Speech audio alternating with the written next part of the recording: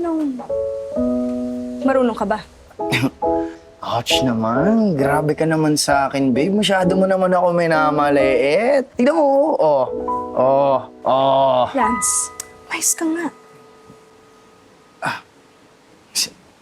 Sorry. Ma'am.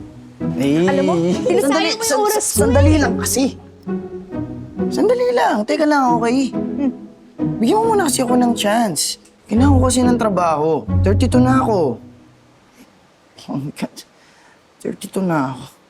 Hindi naman kasi pwedeng umasa na ako kay kuya eh. Aalis din siya. Susundan niya na yung pamilya niya sa Dubai. Umas ko muna sa akin to. Sige na. Sige. Pero isang mali mo lang. You're fired. Clear? Uy, Tanggalin mo to. strict na pa rin. Kaya lapit eh. Ano? Wala po, sabi ko, go-work lang ako. Oh, work. Sir, tayo dyan ha, dito. Walis tayo rito.